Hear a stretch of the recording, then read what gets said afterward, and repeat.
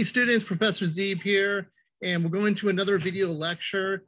We've been covering adolescence, and as you probably have figured out, that adolescence has a lot of troubling behaviors and issues associated with it. You know, things like eating disorders, substance abuse. We know that certain forms of depression is linked to adolescence. So one of the problems that we're going to cover among the many is juvenile delinquency. So I want to talk a little bit about that, give you a short little lecture here. All right, so let's set up our slides here.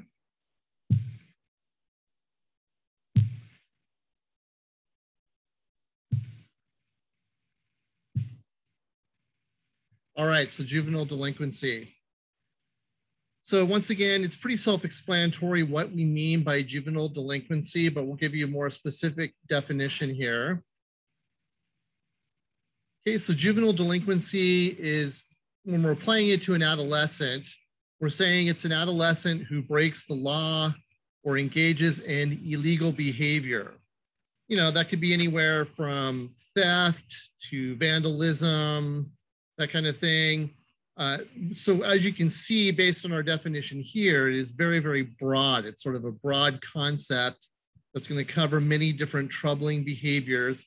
But the point is that they're breaking the law in some way and often have to serve the consequences of doing so.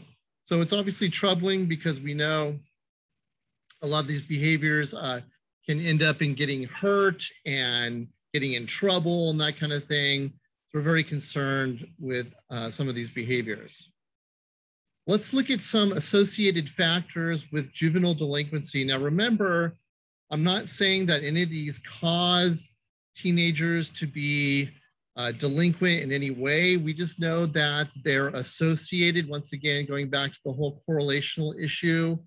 So based on research, we know several factors are connected to juvenile delinquency. Okay, so number one, we know that males are much more likely to engage in this in females. So according to a study done by Hockenberry and Puzanchera in 2017, they found that 72% of cases of juvenile delinquency were male.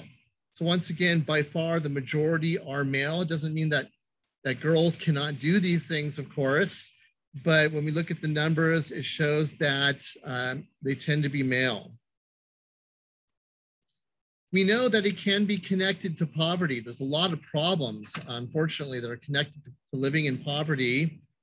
So they found that those who are living in poverty are two times more likely to be involved in juvenile delinquency between the ages of 14 and 21. This was a study by Najman and others in 2010. So once again, they found that those that were living in poverty are 2 times more likely to be involved in juvenile delinquency between the ages of 14 and 21. We also know that it's linked to child maltreatment. Okay, so in other words, kids that grow up in homes where they're maltreated, we know there's a greater than chance sort of occurrence of them being involved in juvenile delinquency. And so just to kind of relate it to the class, we know that lower rates are linked to authoritative parenting. If you guys remember, we talked about this in earlier lectures. So lower rates of delinquency were linked to authoritative parenting. Remember, authoritative parenting is the type of parents who like communication.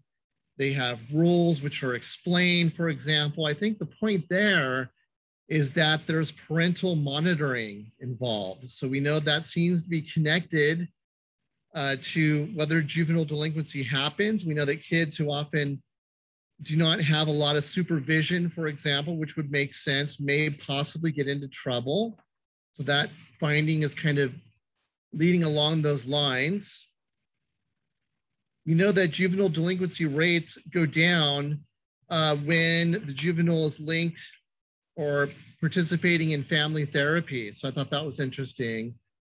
So in other words, if they're going through therapy with their family, they're building relationships, they're working through their problems, there's a less chance of them getting into juvenile delinquency, or at least the rates are lower is what we mean by that. Certainly the happenstance of getting in trouble can be influenced by our peers and or siblings. I mean, we've been talking about that throughout the semester as the clouds are sort of rolling in here outside my backyard. Anyway, I mean, if you think about it, if you have friends that get into trouble, they may influence you to do some of those things as well.